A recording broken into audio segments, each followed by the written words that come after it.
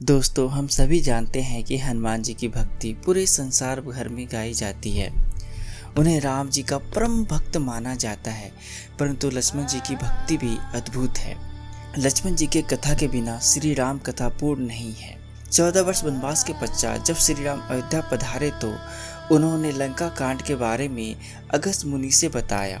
भगवान श्री राम ने बताया कि रावण और कुंभकर्ण जैसे प्रचंड वीरों का वध किया और लक्ष्मण ने भी इंद्रजीत अतिकाय जैसे शक्तिशाली असुर को मार गिराया।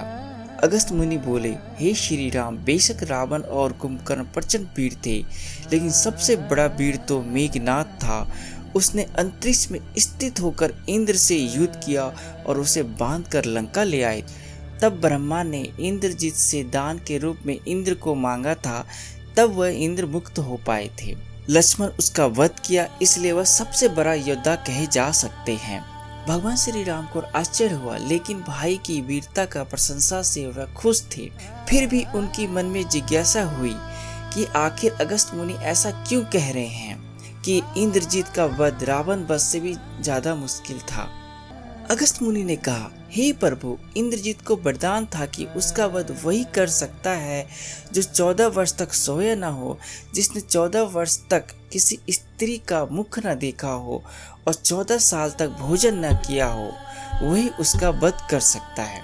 श्री राम बोले, परंतु मैं वनवास काल 14 वर्ष तक नियमित रूप से लक्ष्मण के हिस्से का फल फूल देता रहा और मैं सीता के साथ एक कुटिया में रहता था। बगल के कुटिया में लक्ष्मण रहता था। फिर सीता का मुख भी ना देखा हो और 14 वर्ष तक सोया भी ना हो, ये कैसे संभव है? अगस्त्य मुनि सारी बातें समझकर मुस्कुराए।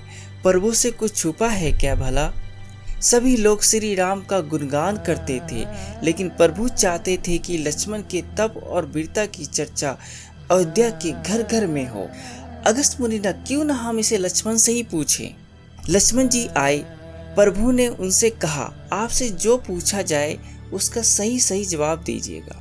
प्रभु ने पूछा, हम तीनों 14 वर्ष तक एक साथ रहे, फिर तुमने सीता का मुख कैसे नहीं देखा? मैंने फल खाने को दिए, फिर भी तुम भूखे रहे और 14 साल तक सोए भी नहीं, ये कैसे संभव है? लक्ष्मण जी ने बताया, भैया, जब हम भाभी को तलाशने ऋषि मुख पर्वत पर गए तो सुग्रीव ने हमें उनके आभूषण दिखाकर पहचानने को कहा। आपको स्मरण होगा कि मैंने उनके नुपुर के अलावा और कुछ पहचाना ही नहीं था, क्योंकि मैंने कभी भी उनके चरणों के ऊपर देखा ही नहीं था। अब 14 वर्ष तक नहीं सोने के बारे में सुनिए। आप और माता कुटिया में सोते थे। मैं रात भर धनुष पर बाण चढ़ाए पहरेदारी में खड़ा रहता था। निर्दा ने मेरी आंखों पर अपने बस में करने की कोशिश की। मैंने निर्दा को अपने बाणों से वेध दिया था।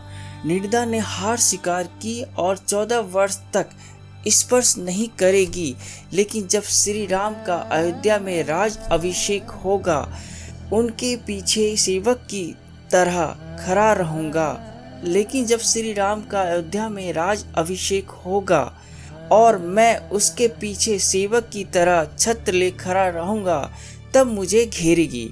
आपको याद होगा, राज अभिषेक के समय मेरे हाथ से छत्र गिर गया था। अब 14 साल तक अनहारी कैसे रहा, ये आप जानिए। मैं जो फल फूल लाता था, आप उसके 3 भाग करते थे। एक भाग देकर आप मुझे कहते थे, लक्ष्मण फल रख लो। आपने मुझे कभी खाने को कहा ही नहीं। बिना आपके आज्ञा के मैं उसे कैसे खाता? मैंने वो सारे फल उसी कुटिया में अभी भी संभाल कर रखे हैं। प्रभु राम ने आदेश दिए कि लक्ष्मण की कुटिया से वो सारे फल दरबार में लाए जाएं और फलों की गिनती की जाए। फल की गिनती हुई, 7 दिन के फल कम थे। प्रभु ने कहा, इसका अर्थ है कि तुमने 7 दिन आहार लिए थे। लक्ष्मण जी ने 7 दिन फल कम होने के बारे में बताया। उन 7 दिन फल आए ही नहीं थे।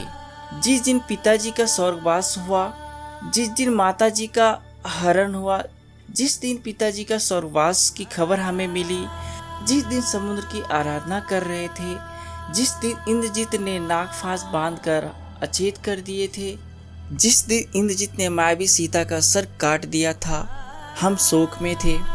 जिस दिन रावण ने मुझे शक्ति बाण मारी थी, जिस दिन आपने रावण वध किया था, इन दिनों में हमें भोजन की शुद्धि ही कहाँ। इसके अलावा विश्वामित्र ने हमें एक अतिरिक्त विद्या का ज्ञान दिया था, बिना आहार कैसे जीवित रह सकते हैं। उस विद्या का प्रयोग कर मैं भूख पर निरंतर पा सकता, जिसके कारण इंद्र मारा गया। भगवान श्री राम ने लक्ष्मण की तपस्या के बारे में सुनकर उसे हृदय से लगा लिए। ऐसी है लक्ष्मण की भक्ति। तो दोस्तों, कैसी लगी आज की रोचक कथाएं? प्लीज़ हमें ज़रूर बताएं।